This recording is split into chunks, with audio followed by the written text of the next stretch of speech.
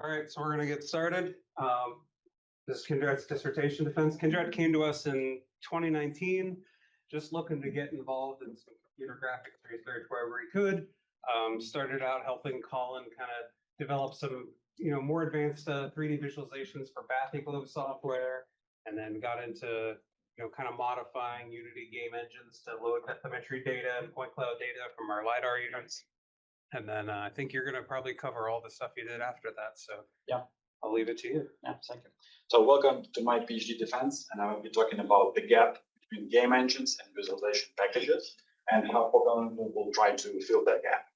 So I'm working here in data visualization lab, and throughout all of the years and projects that I worked on, I found small and big problems in any type of the engines, and that helped me to shape the development of the focal engine.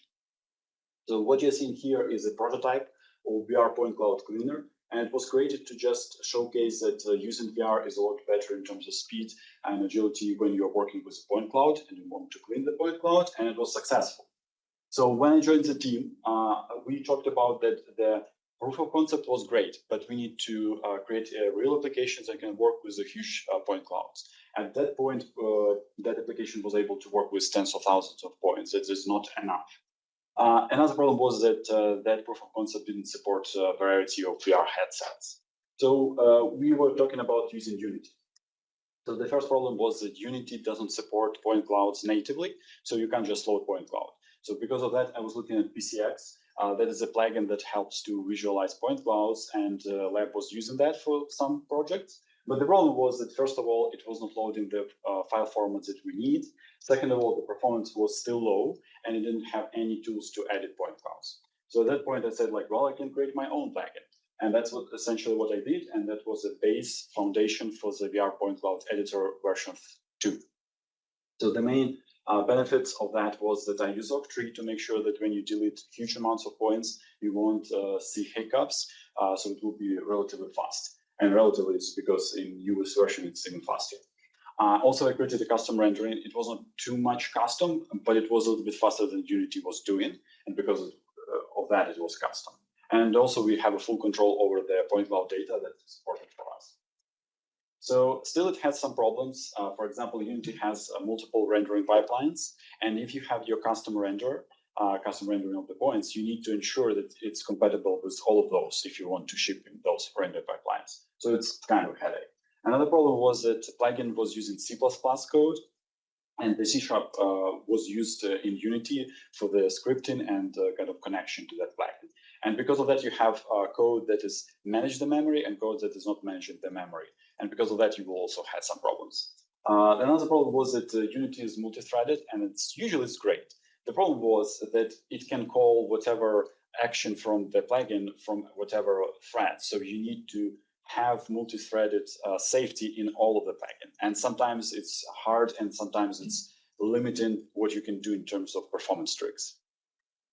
So then I was looking at Poetry. We also use that in web environment. It's great in terms of performance. But the problem is that it's web-based, and you can't use VR in web-based applications, unfortunately. It doesn't have any editor support, and also it had a problem that before you will do anything with the point cloud, like render or edit or whatever, you would need to have a processing step. So essentially what it means that if you will try to load point cloud, you will need to wait up to several minutes. So it's also is not acceptable. So I look at Unreal Engine. It's a competitor of Unity. And right away, the problem is that, first of all, it doesn't support point clouds natively, same as Unity. But in this case, the developers of Unreal Engine created a plugin that can work with point clouds, so that was a benefit. But it still has low performance. So if you will try to load 12 million points point cloud, you will get 11 milliseconds frame time. So it's acceptable, but it's a problem if you will load something bigger than that. And we are using a lot bigger point clouds. So performance is not great. It has some tools to edit point clouds, but it's very limited. And also it has problems with load system, so it's level of detail system. Usually it's used when you are farther away from the object, then it will render less details. So that's great in terms of performance, but it's bad when you don't want your point cloud to change depending on the distance. And also it had a temporal instability, so you can see it here, kind of a shimmering. And that's because of one of the subsystems of the Unreal Engine. It's Lumen system, and you don't need that system for the point cloud. So when you will switch it off, you will get a better picture. But the problem is that Unreal Engine is game engine, and it has a lot of subsystems. So you would need to fight with engine to do whatever you want, to switch off this system, to check whether maybe you can tweak this system. So that's a problem. So after that, I was looking at the ParaView. ParaView, it's not a game engine, it's a visualization engine with a pretty great history in visualization community, I think over 20 years. And the first problem is low performance. I will be talking about that a little bit later. It supported some platforms that we need. It has a native support of the point clouds, that's great, but also it didn't have any tools for editing. In terms of performance, that is a table from the developers of ParaView, and you should look at this number. So if they will try to render a point cloud with 300 million points, they will do that in 125 milliseconds. So it's unacceptable performance. Essentially, you will update your screen 9 times per second. So it's not acceptable. But they are using a more beefier GPUs that we have. And that will be important when I will show the performance of Focal Engine a little bit later. So after that, I decided like any engine that I will try to use won't give us performance that we need. And after that, I was looking for state-of-the-art rendering capabilities and maybe some research about how to render point clouds a lot faster. And I found that paper. And not to get into details, the main idea of that paper is that you have an old way to render stuff with like vertex and pixel shaders, and a new way with compute shaders. The main difference is with compute shaders, you have a lot more access to bare metal, to the GPU, but at the same time, you would need to do a lot of additional work that you won't be doing in the old rendering pipeline, like synchronization of threads and all that stuff. But because of that, you can do a lot of tricks. So on top of the paper implementation, I added some additional improvements. So hybrid rendering, you need that when you have an old rendering pipeline objects and a new, and you need to combine them. So Focal Engine will do that. And there is some tricky problems to do that. It's not like just add colors or whatever. It's a little bit tricky. Then I improved the performance in VR. Essentially, when you're using compute shaders, as I told you previously, it's a lot easier to create some tricks to make sure that you can have better performance. Also, there were a problem. If you will try to render a point cloud in Unity or any other engine with any plugin, if it's bigger than 260 million points, you won't be able to render. You will render only that portion of the point cloud. So the Focal Engine doesn't have that limitation. So here you can see our tile display with 50 megapixels. And here I'm rendering different point clouds, but the smallest one is 400 million points, and the biggest one, this one is 1 billion points, a little bit more than 1 billion. And here you can look at this number. So Focal Engine will be able to render 400 million points, so it's 100 more, in 12.5 milliseconds, so 10 times faster. And it will do that in VR. And I'm pointing to VR because usually in VR, you will have more than 4K resolution that the ParaView was tested. And it will use less beefier GPU. So when I introduced all of those improvements to the Focal Engine, I recreated the VR point cloud editor. And this one is version 3. And you can see screenshots here. So the main advantage is performance. So I tried to test the previous version based on the Unity with point clouds that has 240 million points, and the frame time was 900 milliseconds. So essentially it means that each second there will be a new frame. So it's terrible. With a new Focal Engine based application, it will be 3.4 milliseconds. So it's a lot faster. Also, it's a lot more memory efficient. I mean, not engine, but application on top of the engine. Also, it doesn't have this limitation of 160 million points. Loading performance is better. The only downside is that I didn't implement all of the features from the previous application, but those features are not core features. So a little bit later, I will implement them also. Another benefit is it's fully open source. And the benefit is that if you will try to ensure that a government agency would be able to use that, it will be a lot easier for them to review your code if it's open source. Because Unity, for example, it's not open source. So it's harder to say that like you are sure in this code or you're not. Also, on top of all those improvements, I improved the performance when you delete the points, because previously deletion was done with Octree, but on CPU. Right now it's done on GPU using those compute shaders. So it's also a lot faster. So another project that benefited from Focal Engine's ability to render a gigantic amount of points is cloud-based bathymetry processing, or cloud bathymetry. So the main idea behind the project is to leverage the cloud infrastructure to make sure that multiple users and managers can work on the same data, or it could be not the same, but they can work in same workspace. So when I was told when I joined the team that ideally we should render as much points as we can without any load system, so level of detail system. So that is made to ensure that if you will move around your point cloud, it won't change the shape, it won't change the points that you can see or not see, because for this project, it's very important to see the noise, or any even singular point would be important. So it's heavily cloud-based, but my part is on this small part. So we have already a proof of concept application. So what you can see here, two screenshots. So on left, you can see a bathymetry that was scanned, and you can see the coastlines to ensure that user knows where in the world they are. And also you can see different colors. Those represent the status of the supercell. So it means that whether that is assigned to you or a different user, so it gives you this kind of information. And then the user can select some area and go deeper. And when they will do that, they will go to the level 2. So on the left part of the screen, you see that level 2. And the level 2 represent the surface, the symmetric surface with a mesh, and also added the depth coloring and the shading to give clues to the user what is the geometry of that surface. And then if the user will see some kind of a problem, or would just need more data, he or she can go on the level 3. That's what you can see here. And here you will see platelets that represent the refined grids. And at that layer, you will see hypotheses. So hypothesis, when you get your source data from the sonar, raw soundings from the sonar, then they will be applied to algorithms. It could be multiple, but the main idea is that those algorithms will produce a surface that should represent ocean surface. And sometimes, because of the noise or some other reason, there could be multiple hypotheses. And the user should be able to see them to understand whether the algorithm chooses the right one. So at that level, you will see those. If you still are not sure, you can go to the level 4, at which you will see the raw soundings and the platelets. And at that layer, user can select some points and say like, well, those are definitely noise, or you shouldn't consider that in later calculations in algorithm. So when I was working on that project, I saw that effect. So essentially, you're looking at the point cloud, and you can see some kind of a shimmering. And the problem is that when you will put headset on you, even if you will try not to move too much, you will still move slightly. And because of that, you will see this effect.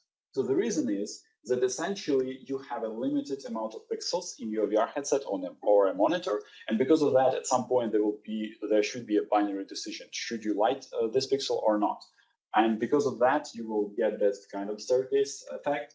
And you have two main methods how to solve it. Either you will render in a lot higher resolution than the screen, then it will help and it will produce some kind of this picture, or you will use, but it will be problematic because it will require a lot of performance from your GPU. A better way is anti-list methods. It will do kind of the same, but with less resources. And at that point, I said like, oh, that's great because we can use DLSS.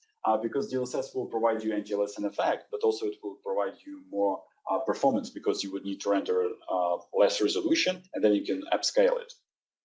So, and I talked with Tom Butkevich about that, and he said, like, that's a great idea, but we should find whether there is a research about whether DLSS is applicable for scientific visualizations. We tried, we failed. There were no research on that.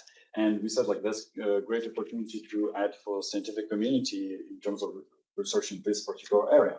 So we did that. So what you see here is a scene rendered in Focal Engine, but the main kind of idea here is that scene is rendered using only 33% of the points or pixels. And you can see that here you have the staircase effect. And then when you will apply DLSS, it will be fixed. So I will show you zoomed in for better understanding. So here you can see the staircase effect. And here in those sleeves, you don't see a lot of information, but when DLSS will be applied, it's a huge difference. So it's using a lot of machine learning, temporal reconstruction, a lot of techniques. But the main idea, can you apply that for scientific visualization? So although Focal Engine supports DLSS, I choose to use Unreal Engine 5 to do that research, just because it will be a lot easier for other scientists to reproduce our work. in underlying. So I used multiple scenes that represent what usually we are working with in terms of data. So here you can see a bathymetry with control lines. That is a coral represented by a point cloud. That is terrain with photo textures, terrain with depth coloring, and another representation of the coral. So to quantitatively measure the differences between a non-DLSS and DLSS image, we used 3 techniques to do that, and I won't describe them in details because it will take too much time. But the main idea of those techniques is to measure not the mathematical difference, but perceived difference for the people. So like, will the person see a lot of difference between those 2 images or not? So based on that, you can see that FXAA is the simplest way to run a DLSS algorithm, will introduce the less amount of problems. But if you look at DLSS, the more aggressive DLSS you will use, the more heavier changes you will see, you will perceive on the images. So that's a quantitative, but I want to show what it's visually. So here you can see an image without DLSS, and this image is with DLSS. So you will see those kind of artifacts. So DLSS will hallucinate that geometry that you see here. And if you are running the game, it might be acceptable, but if you are doing scientific visualization, that is not acceptable. So same kind of idea here. On top, you have image without DLSS, and on the bottom with DLSS. So the first change is that contour lines get thicker, but also you will see a ghosting effect, like here and here. The camera was moving to the left, and when you have thin geometry, DLSS will tend to have this kind of a problem. So here I'm rendering the point clouds, and on top is without DLSS, on the bottom with DLSS. So as you can see, DLSS will try to enlarge the points and will kind of create a surface instead of the points. And sometimes it's what you want, but usually it's not. So if you're using point clouds, that's a problem. So in conclusion, DLSS will give you more performance, but it also will give you a noticeable visual artifacts. So if you have a tolerance in small artifacts, you can use DLA. It's a better version of DLSS. But other than that, don't use DLSS for any scientific visualization, especially if you have thin geometry or point clouds. That would be not great. So another application that Focal Engine is helping to get a great performance is habitats. And I started to work on that application to make sure that we can measure rugosity in a better way. So rugosity correlates with habitat complexity and biodiversity. And well, right now, maybe it's not that often, but 10 or 15 years ago, it was measured in physical tedious way. And essentially it was tape and chain method. So you will lay down the chain on the ocean floor, and then you will know the length of that chain. And also you will measure the linear distance with the tape, and then you will divide both, and that's how you will get your rugosity. But right now we don't need to do that. We can create a digital twins with photogrammetry, a digital representation of the ocean floor or whatever you want, and then you can work with that. So the first digital algorithms were based on the tape and chain method, but the idea was that you have a digital chain and tape, but same idea, divide 2 numbers to get your rugosity. So then it was 2D algorithms, and the main idea that every model contains triangles. Usually there could be quads, but usually it's triangles. And then you can have an area of those triangles instead of linear distance. And here you can see it's kind of lines, but you're just looking from perpendicular perspective, so it's triangles. And then you can find a reference plane, project those triangles, get your projected area, divide those 2 numbers. Again, you have your rugosity. The later work was concentrated on how to find the sloped reference plane to measure rugosity on sloped terrain. And at that point of time, I entered that field of rugosity measurement, and what I suggested was voxelization. So the main idea is that you have your model, and then you will build a regular grid on top of the model that will contain the model, and then you will calculate whether any part of the model is inside the voxel. And if you have that, then you can have an area of those triangles. Then you will find your reference plane. Unfortunately, I don't have enough time to explain how we did that. There were a lot of problems, but then you will find your reference plane, project all the triangles on that, and then you will have your projected area and the actual area of triangles, and divide, you have your rugosity. So it's very important to understand that the voxel sizing is important in those measurements, because here we have the same mesh, but mesh or model. But when you have different voxel size, it will highlight different features in that model. Another important feature was jittering. So when you will have your model, sometimes you can have a feature that is divided between two voxels. And because of that, you will have a very high rugosity, for example. And in order to suppress all of that, I came up with a jittering. It's very simple. You have your grid, you measure rugosity, move grid to some direction, measure rugosity, average your results, save, then move in another direction, do it 50 or 70 times, and then you will get your result that, first of all, is more smooth, but also it will suppress all of those edge cases, or most of them. Another problem was how to ensure that this 3D representation of rugosity or any other metric, have a lot more metrics, would be able to be used by marine biologists that are using 2D applications like RGS, I think. So, and my idea was to do an X-ray of the model. When you have an X-ray in real world, you will have a density of your tissues or bones, but here you have a density of your habitat complexity, and then it could be used by a marine biologist. So another advantage from Vocal Engine was a job system. Job system is usually used to manage multiple threads and balance the workload on those and thread safety. So at first, when I try to create Habitat, I used my old job system, and it was kind of fine, but not great. So the main idea was I have a model, I will divide it on 10 equal parts, and then I will feed it. Then I saw that in Habitat it's not working, and then I improved the job system to make sure that I have a lot of worker threads, and then I will subdivide a model on like 10,000 pieces, and then it will be balancing a lot better. And another benefit of the job system is that because of this new job system, I was able to create a lot more accurate progress bar. And that's important because if you have a gigantic model and you will need to wait 1 month, you should be better to get feedback a lot faster that like, oh, you will wait 1 month instead of like 1 hour or something like that. So that's benefit. Another benefit is the job system in Vocal Engine will be able to visualize your load on each thread, and then you will be able to see congestion or bottlenecks, and it will help you to debug any problem that you have.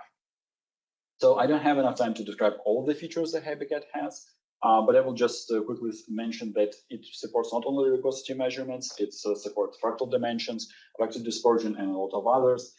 You can also see that for each measurement, there will be a tab created, kind of a layer, and you can switch between them. And also you have a histogram that will show you a distribution of any kind of metric that you are measuring on the model. On the proposal, I was talking about the idea that in the photogrammetry process, when you create those 3D models, you will lose some details because the first product would be point cloud. And after that, the mesh will be generated, and mesh will lack some feature. For example, the feature that I will show here. But here you have a mesh and then point cloud. So you can see that that part is lost completely. And a lot of that is noise, but also a lot of that part is soft corals that are lost when you will work with mesh only. So because of that, I developed and call it a new version of Habitat that will support point clouds. So on top of just support point clouds, right now the new version will support multiple objects. And it's beneficial because, for example, you can load the model from 5 years ago, then you can load model from, I don't know, a few days ago, then you can compare them. And also you will be able to load the point cloud representation of the same model, or you can load point cloud that has those features that were lost. So that's a benefit that you can use multiple objects, and per each object you will have like individual layers. So because Vocal Engine support, well, the next slide. So essentially right now, Habitat will support 3 point cloud measurements. It's point cloud density, fractal dimensions, and roughness. It is kind of structural roughness. It's a very new technique. It was presented half a year ago or something like that, but I introduce that to make sure that Habitat users will have more tools when we are talking about point cloud. So because Vocal Engine can support gigantic point clouds, here you're looking at a point cloud that contains 700 million points. And Habitat, because it's based on the Vocal Engine, can load that and render without any problem.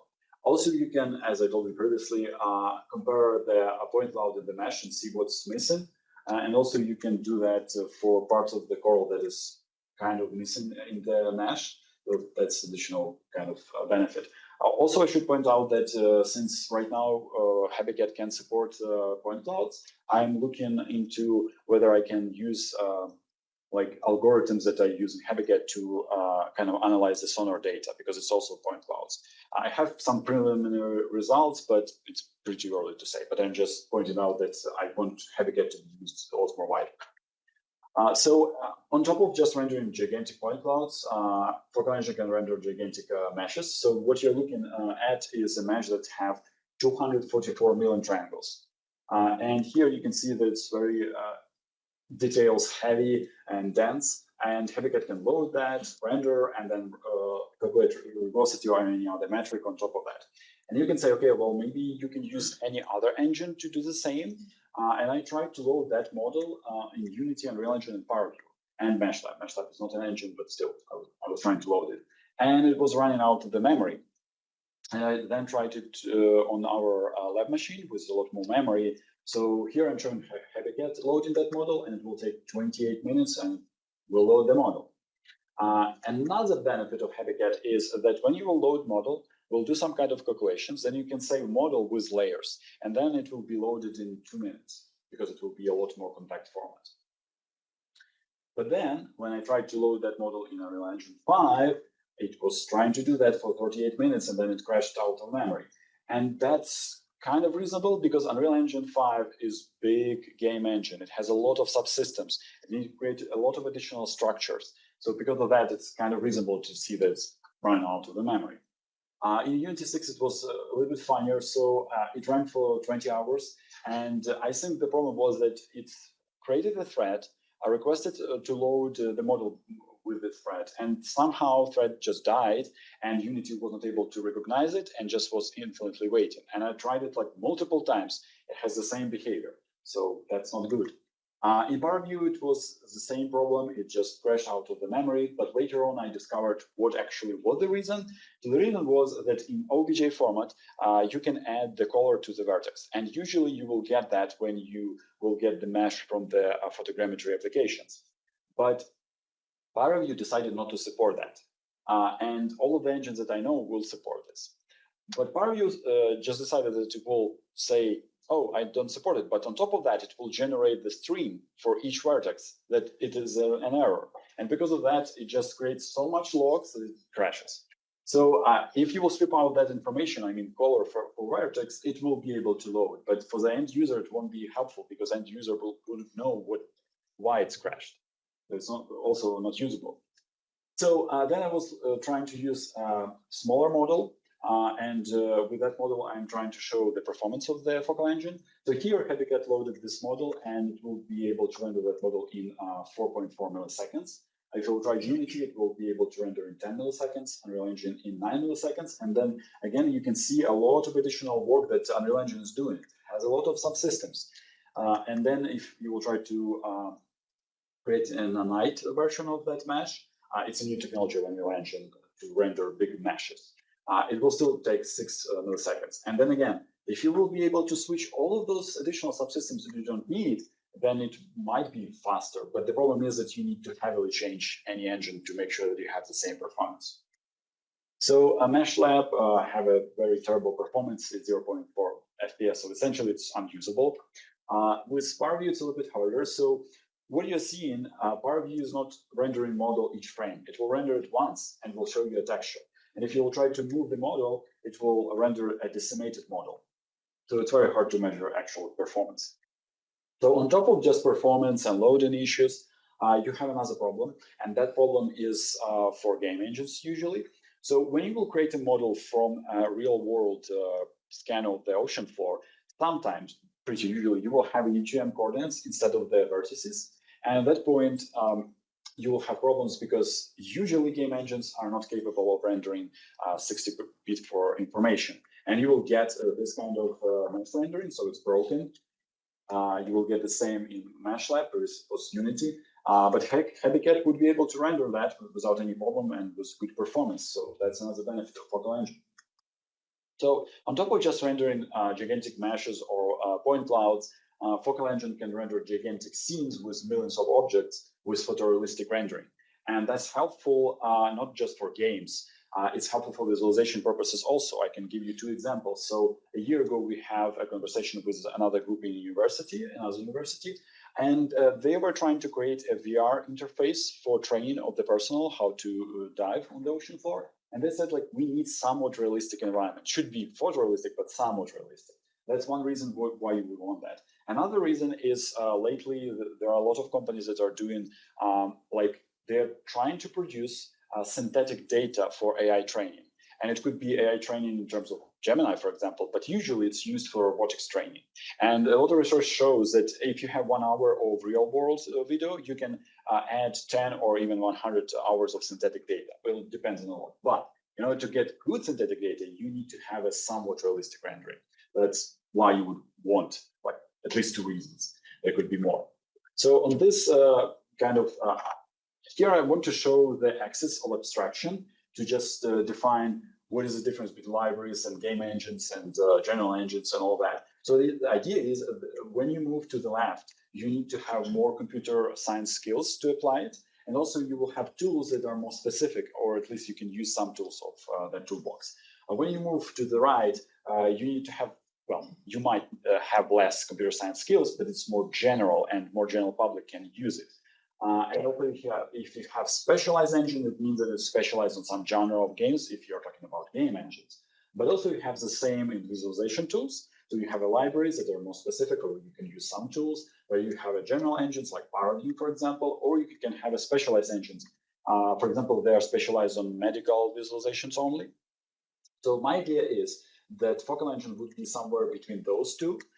And it will be on both axes. So what it means that it will get from game engine an easy way to edit the scene, an easy way to add logic to your scene, an easy way to edit your shaders, and also an ability to render gigantic scenes with photorealistic graphics. That's from game engines. From visualization tools, focal engine is taking the ability to render 64-bit precision when it's needed, not always, and also the ability to render gigantic data sets. And also ability to load the file format that is very specific to scientific visualizations. That's main kind of components why I'm seeing that focal engine is unique in that sense.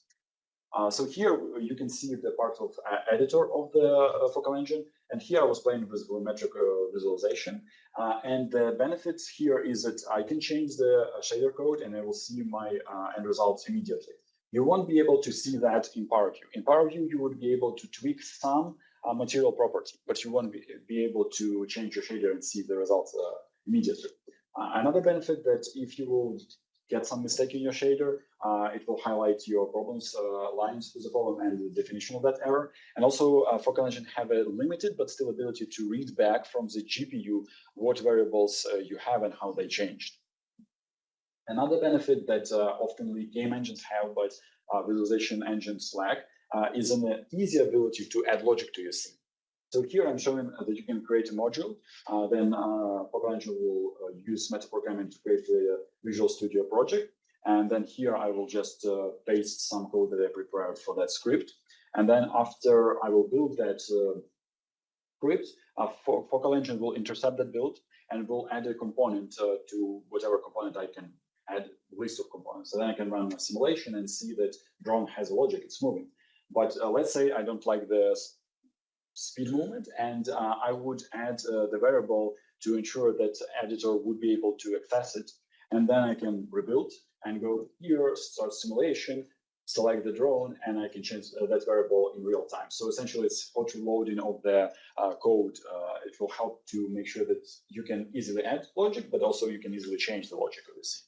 And then you might say like, okay, I see why it's needed for the games, but why you need that for the visualization engine.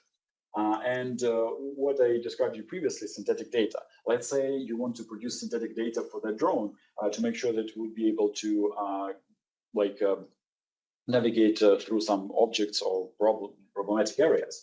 So what I will do, I will just attach the camera to the drone, then I will place it in correct position to see the scene from kind of first perspective. And then I can launch the simulation and I will see it. I can also change the speed of the drone, but the main idea is that you can produce the synthetic data from that point of view.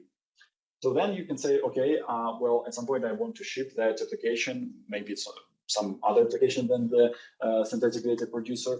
And Focal Engine can also do that with some more metaprogramming. It will create an executable with assets and scripts and effects, and you can just run it standalone, and you will have the same scene with all the same logic. So on my proposal, I also was talking about numerous kind of stretch goals.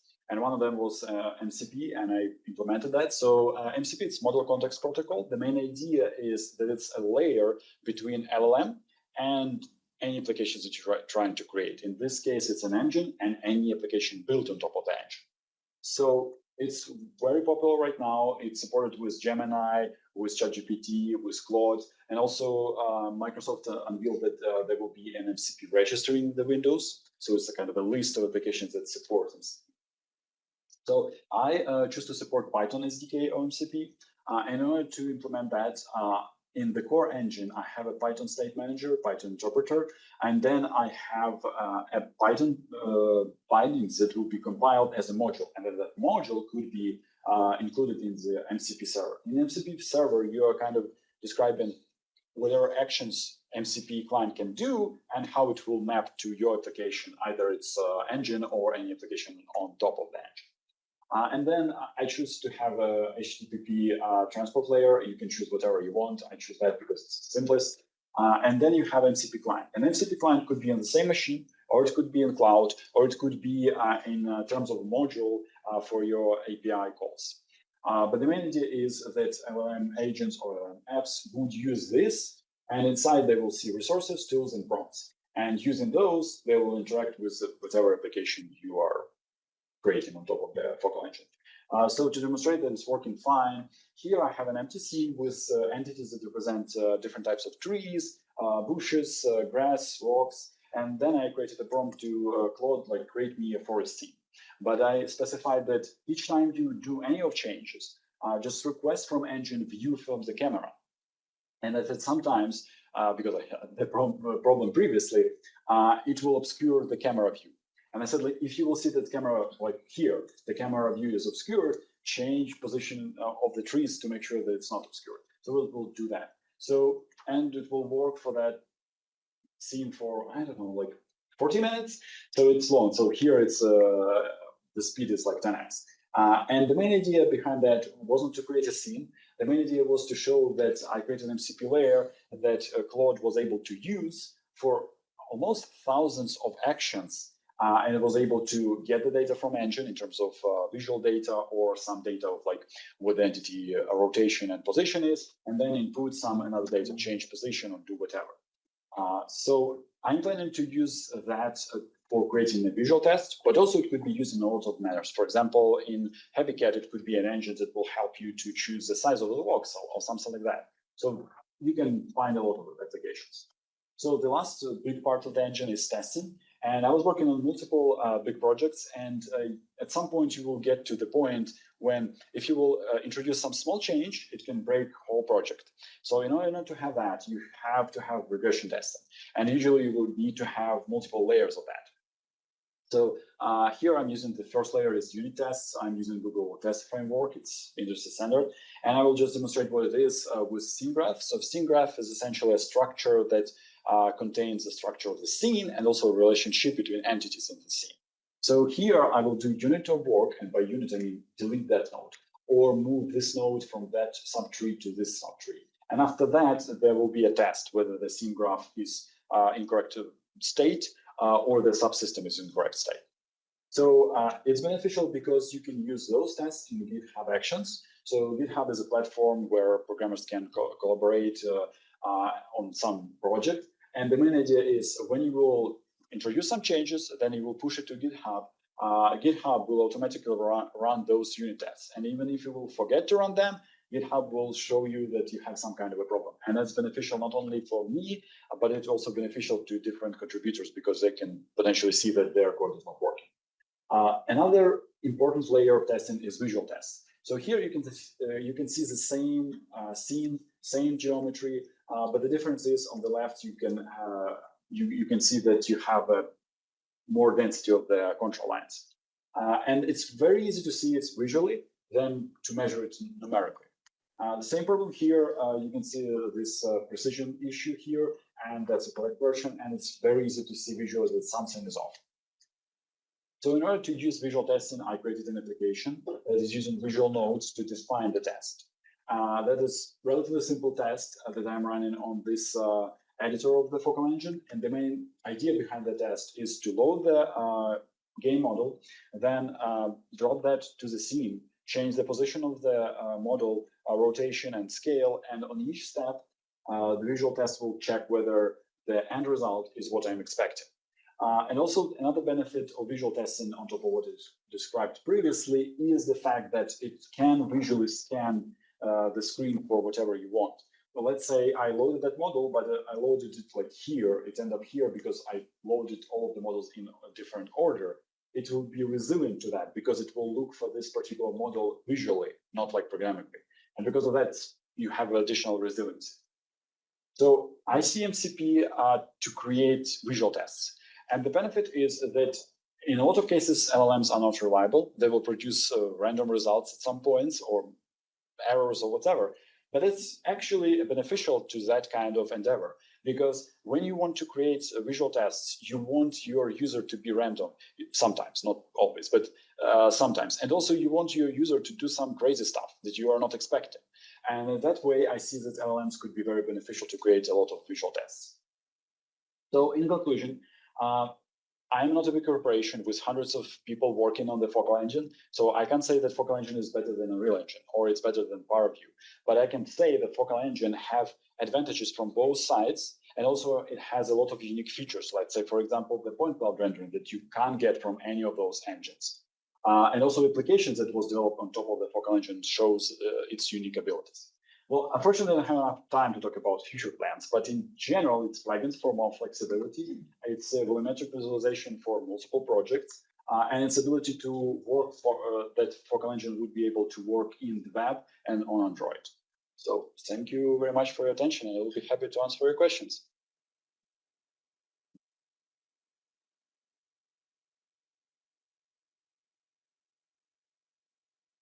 I'll start off because the MCP stuff's interesting.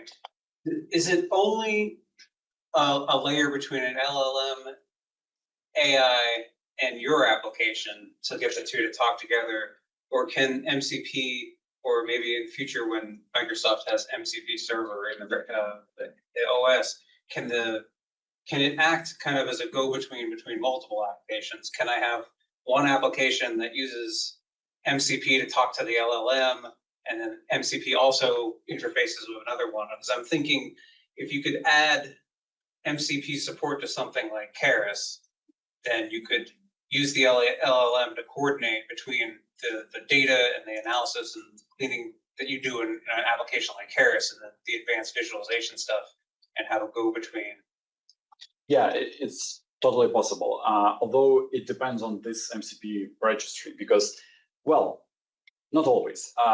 If you are talking about Claude application, then you can just load whatever MCP server you want, and you can load two, and then, yeah, you can do that because you can ask Claude, well, use information from this application, and then input some, I don't know, analyze information in the Keras, and it will do that. Although I want to say that MCP, it's widely used, but right now some people are saying that MCP is too complex in terms of prompts. And right now there is a new feature, it's code usage for the LLMs, but that's a future tool. But I'm just saying that MCP is not ideal right now. And I remember at one point you said there was a data limit with like image size from the screenshots going through MCP. Is there ways around that, or is that a really limiting factor? Well, it's a limiting factor, but what I did, essentially I compressed the image from the focal engine, and that helped me to kind of make sure that it's not a problem. Later on, it could be a problem. Let's say if you want to send some information that you can't compress, or you compress and it's more than 1 megabyte that MCP supports, then you would need to have multiple packages. But at that point, it's end up like whether the LLM would be smart enough to combine all those, because sometimes they're great, sometimes they're dumb. So can I follow up on that and try to take a step back to the troglodytes? Can you provide a simple example about how MCP will trigger a LLM action? I'm just trying to get a grasp for how that interaction, So what that looks like. So what I have right now, what I tested is that you have an application that will use Claude. And essentially you are talking to Claude. And then when I'm saying, Claude, can you look at the scene in the focal engine? It will request through the client and server to the focal engine, give me entities in the scene. So in this example, you are asking LLM to do that.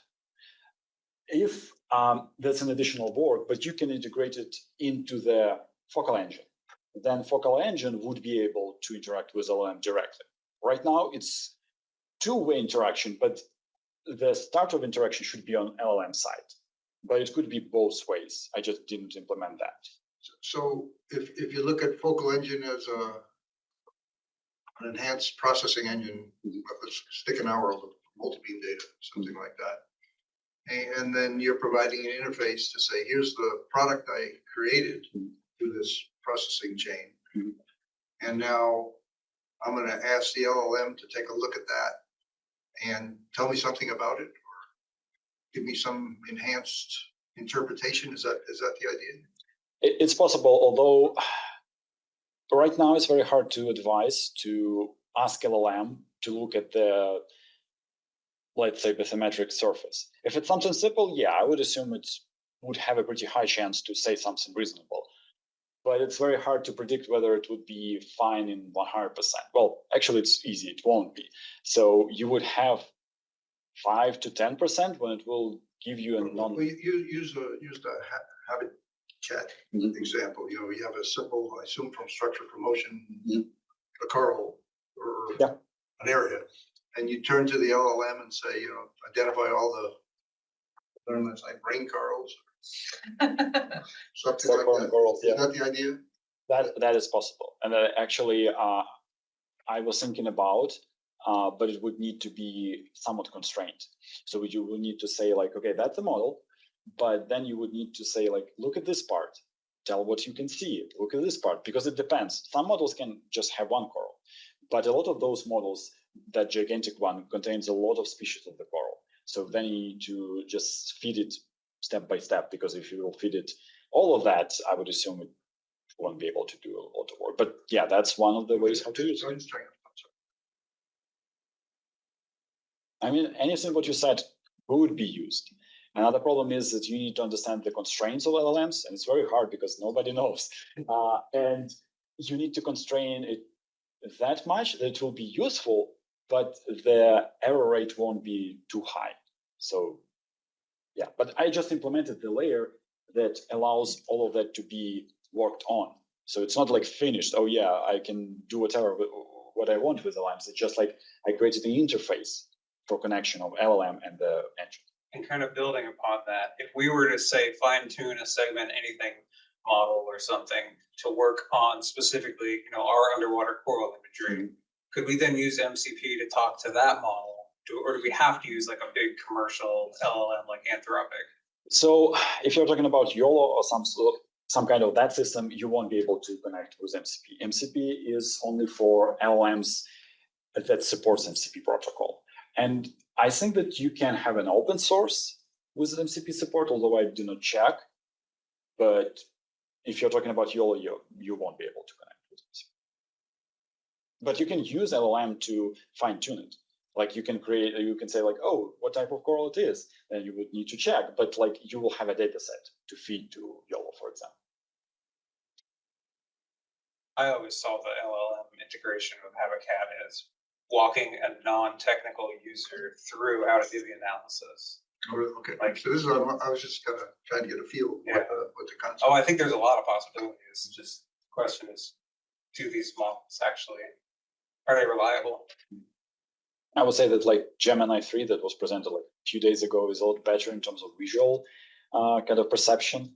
How better, I'm not sure, but maybe that one would be good enough to all kind of verification, all that stuff. Yeah. With this work, you started out and you said you had something that would handle 10,000 or tens of thousands of points or something. And clearly you said that's not enough. And it always strikes me that we always want faster and to be able to handle more and more points. But some of that is use specific that, I don't know, certain applications, 10,000 points might be enough, or another application might be 1 billion points that we need. In this type of work in general, not necessarily just your work, has there been that sort of benchmarking on some of the benchmark data sets to say for object recognition, this is really a minimum, for gaming, this is a minimum?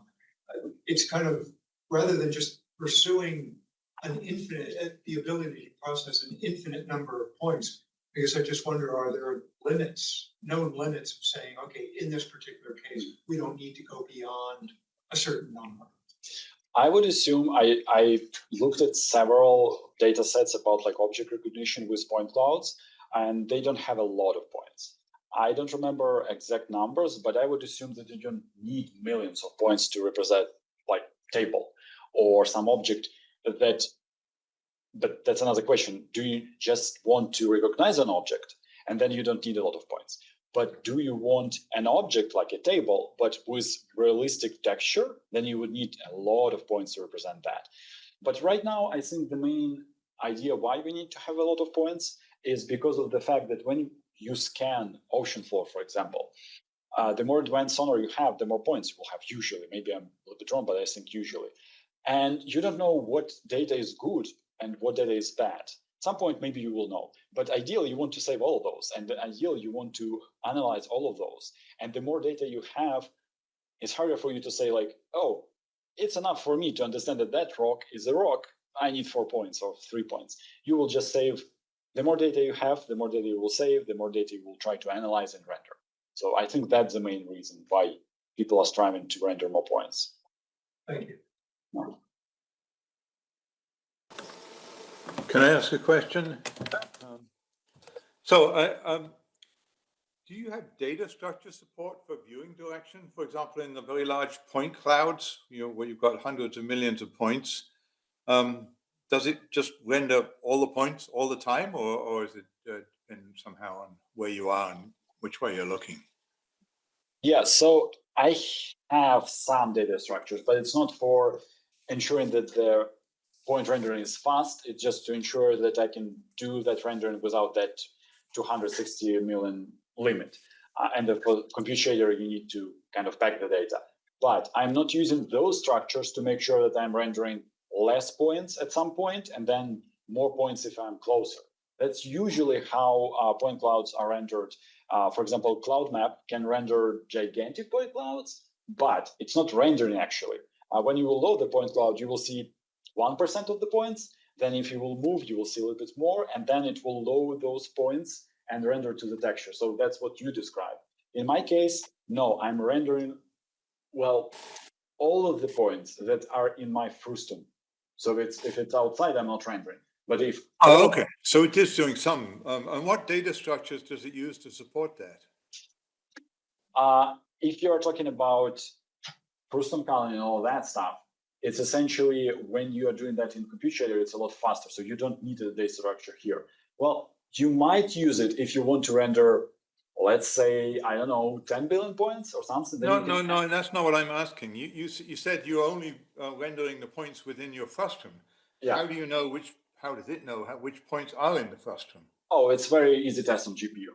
Just like a plane and a point test on which side of plane. Oh, okay, so it does run through the entire set of points and just says yes, no, yes, no before it renders. Yes, and also it was part of the depth exam that you also won't render the points that are behind other points. But okay, so it's also depth sorted somehow? It's not sorted, but like it's using the tricks of synchronization of the threads that it can not like synchronize on all of the threads when test whether the point is behind another point or not. Because if it will synchronize, then it will be terribly slow. But there is a trick to not do that when you do this test. Okay. And it's not depth test. It's not depth sorted because like usually when you're saying that, it means that some like function sorted and then rendered. In that sense, it's not doing that. It's doing it each frame. So it's not pre-processed. Okay, so I still don't understand. You're not using the Z buffer, but you're somehow determining that this point is invisible because it's behind another point without sorting. So how does it do that? It's sorting, but like there is different techniques how to ensure that you are rendering the needed stuff. And there is this stuff that is depth sorting. It's a little bit different what I'm doing. It's same idea that, oh, maybe I should talk with this camera. So the same idea, but you're doing that each time. And the brilliance of compute shaders, it's very fast and you can do it each frame and it will just check, okay, do I need to render this point? And I have Z buffer, but it's not Z buffer of usual Z buffer. My Z buffer is 64-bit and it's contained more than just depth. The same idea, you have this Z buffer, you will render point. Well, before that, you will read whether it's bigger value that you have in Z buffer or not. And you doing that without synchronization. And if that check is successful, then you do synchronization on the work group. And then you will check again, because without synchronization, it might change. And because you have this group synchronization, not like complete synchronization of the GPU, that will be a lot faster.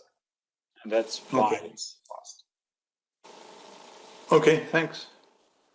Kind of a follow-up question. Does that mean that all your data has to be in GPU memory? Yes, and that's sometimes a problem. But there is a techniques to compress the point positions. I didn't implement those, but then again, like, do you need more than 1 billion points? Well, at some future, you would definitely need it. Right now? And the points are all georeferenced or just relatively referenced? Right now, they are relatively georeferenced. I mean, they don't contain full 64-bit precision on the GPU. I can have 64-bit on GPU, but it's tricky and the performance will tank. So sometimes you can use it, but usually you should not. Visually, they don't visually use that, but the data formats, when he saves things in and out. Oh, in that sense, yes. Return to Oh, yeah.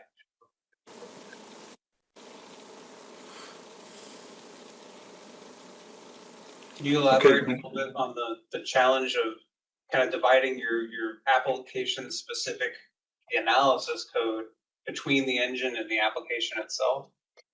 Yeah, well, I had that problem when at some point I was thinking that we need to have a console version of the application to make sure that you can run those analysis without user interface. And at that point, I was trying to divide algorithms and the engine, and I succeeded, but still not to the end task that I can just extract the analysis and plug it into whatever other application. But it's a lot closer than it was previously. So I have this core functionality of the algorithms, but they're still a little bit dependent on the engine, but they're not dependent on the graphical part of the engine right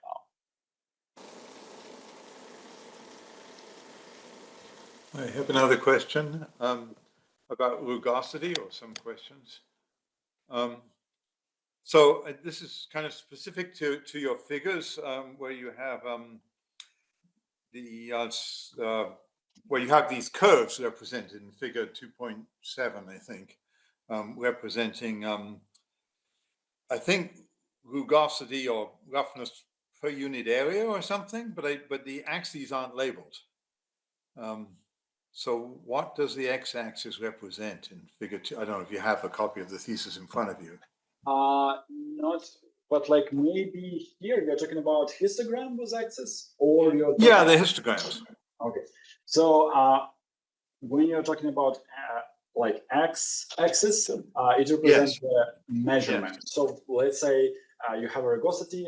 Usually rugosity is between 1 and whatever. You can have even less than 1, I think. But like anyway, it's between the whatever was measured the minimum. So like if you measured on some mesh, and you will have the minimum rugosity of 0.5, for example, and then the maximum is 10. Then you will have the minimum x is 0.5 and the max is 20 or whatever. Just a second, but what does x mean? Is that the linear size of the grid cell, or what is it? What is that? What is the variable? So, no, so y mean the area. So like the more area with that particular rugosity value you have, the higher that would be. So it just shows you the distribution on the model. So like if you have a lot of the model surface that have rugosity between this and this value, you will have a bump here. Oh, so it's like the percentage of the area. Yes. Okay. You need to label that and explain it in the text. Yeah, actually, I was thinking to add those labels, but that's not the problem. And when you talk with people that know about that, it's easier. But yeah, you're right about that. Well, you should always label your axes. That's also true. You should either in the least or explain it in the legend. So that's actually the percentage of the area of a particular rugosity. Yeah. Okay. So, but you do talk Wait, quite Colin, a bit about the. that's Colin. That's the percentage of the area of the area for rugosity for a particular like site. Yeah. Oh, yes. I assume that. Okay. All right. Yeah. Okay. So this is maybe a bit off topic because it's rather specialized. I was just wondering if you were in charge of producing standardized rugosity maps for melanoma, how would you deal with this scale issue and these distribution issues? Would you just, or is that, or maybe it's just something you couldn't actually do because there's too many variables involved?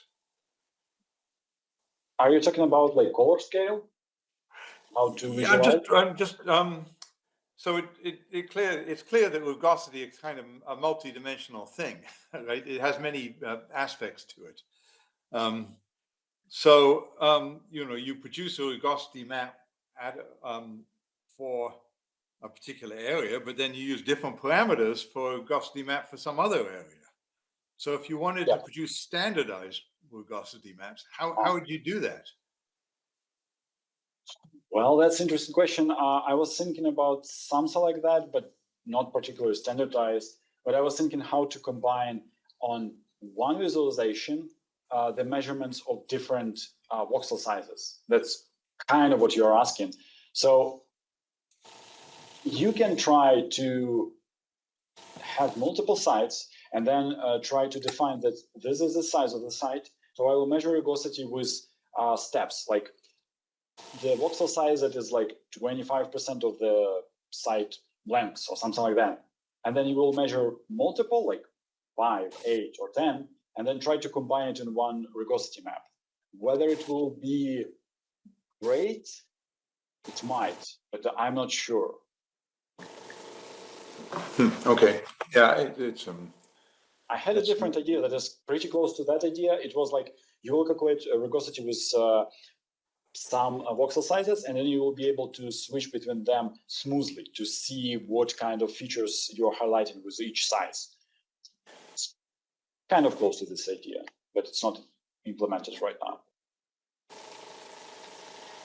okay. Thanks. That's all for now. I think the problem, Colin, is it becomes a coastline paradox. Depending on how densely it was sampled, you can get more and more rugosity even from the same site. So it's very difficult in that sense. Yeah, I understand. I just wondered if you had any thoughts on this, on the issue. It isn't, I want to say simpler, just that the rugosity is expressed at some scale. Mm-hmm. So that you just always have to be clear at what scale you're. Yeah, but the closer you hold the camera, the more points you get, and then you can capture higher rugosity, right? You can. Yeah. And But I think you should expect if you that. show that, you say that's at that scale.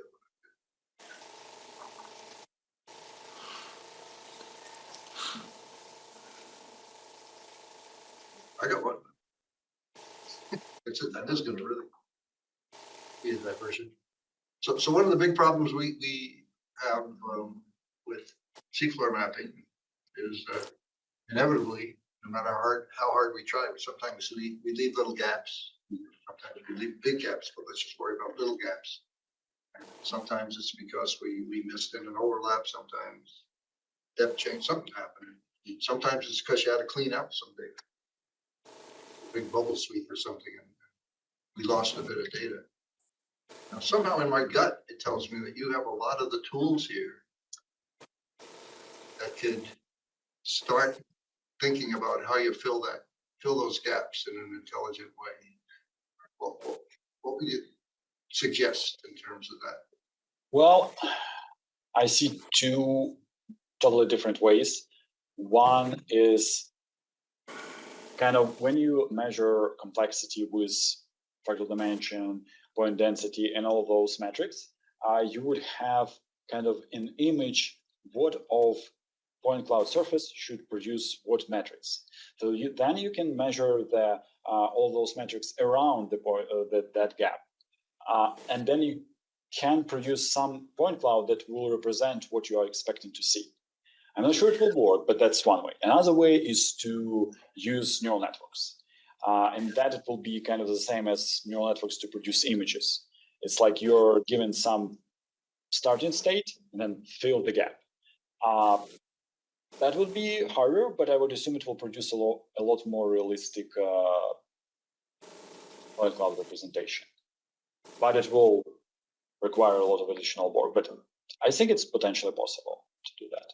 Number of people working on this, whether I know about this, whether it's useful or not, we'll see. But I just I was thinking your answer should have been, don't do this. If you must, you should.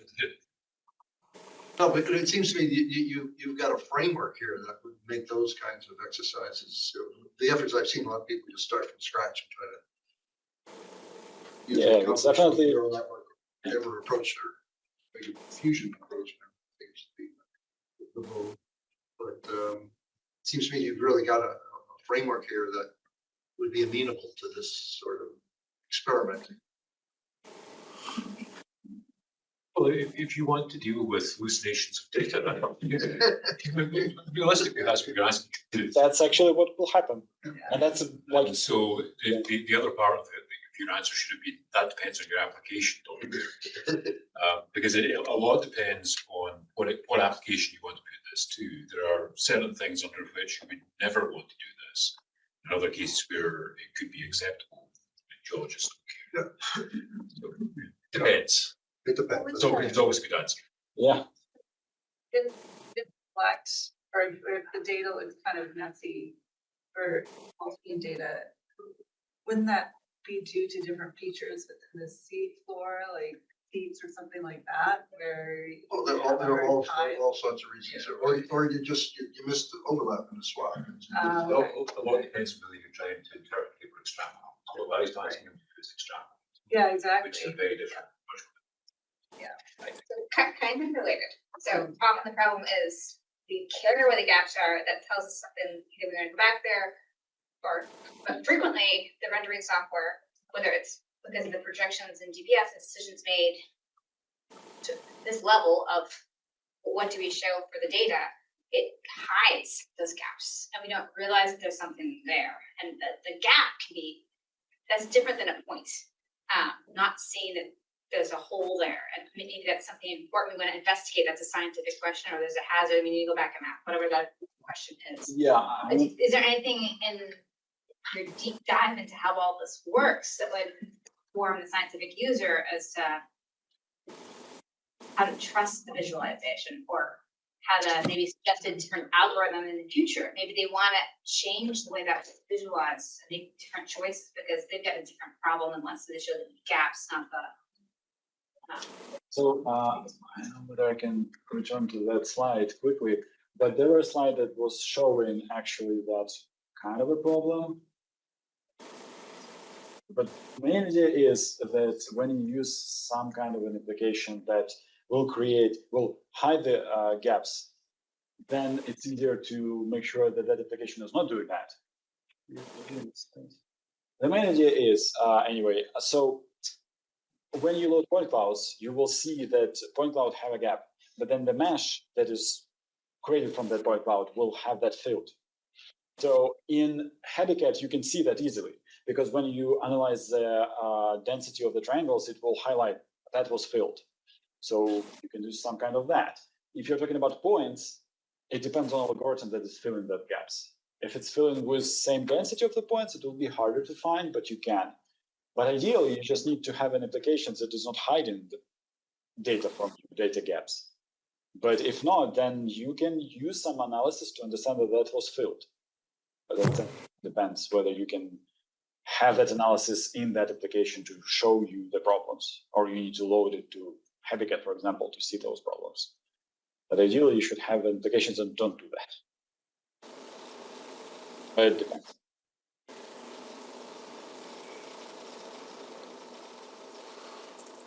Okay. Won't be switching this. Right. So,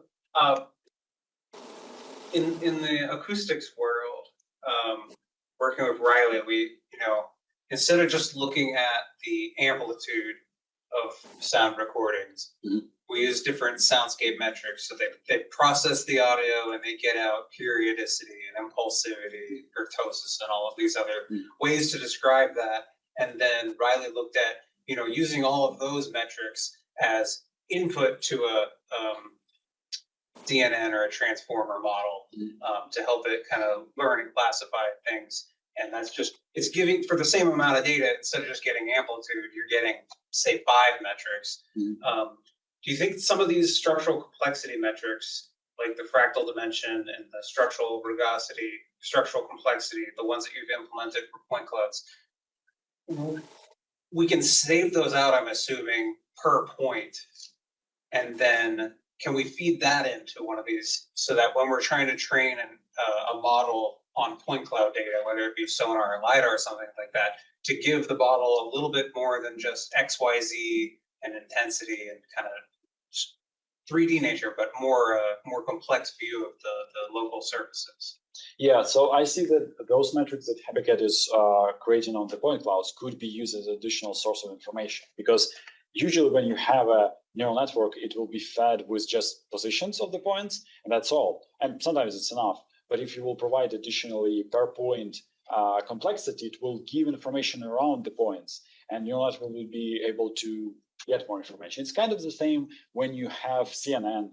It's usually do a lot of convolutions, and each convolution is kind of a measurement of whatever you are seeing. So you're just getting those convolutions before the neural network in terms of analysis of the structural complexity. And that might be helping neural network to train faster. That's a good idea, and like I'm planning to do something like that, but we'll see how good it will be. Did we use, you talked about rendering synthetic training data and having, that was one of the advantages of having photorealistic rendering. And you talked about it in the context of robotic vehicle training. Would it be also possible for when they're training vision models for kind of recognition of underwater species and substrates and things like that, where we send a camera team down and they take a video, and we can take the video and we can create a structured for motion textured model of it, and then we then put that into your engine and say, re-render this with different lighting conditions and different visibility conditions and simulate different ROV camera setups. Like maybe the ROV has a light on it, or maybe it has one of those dual laser kind of rangefinders on it, and then use that to kind of generate 100 variations of the same dive site. That's essentially what robotics teams are also doing. They're doing the 3D simulation or whatever you want. Sometimes it's a kitchen to understand whether a robot can grab caps, and then they will change lighting condition. They will change the texture. They will change the form, but it would be the same kind of approximate data. So what you're saying, yeah, it's actually how it's usually done.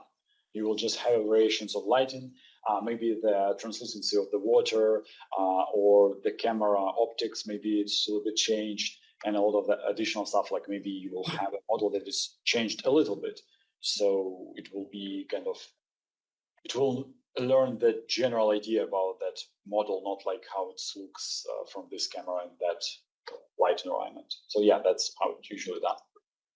Can your model simulate different refractions from different water densities? Well, not right now, but in future, yes. But that's a good question whether it's impactful when you're close to the model. When you're far away, that's definitely a problem. Well, I don't know, I'm not optics guy, so maybe. it's important. But potentially you can do that. All right, if there's no further questions, then I think we'll ask the general public to leave and we'll do our questions privately.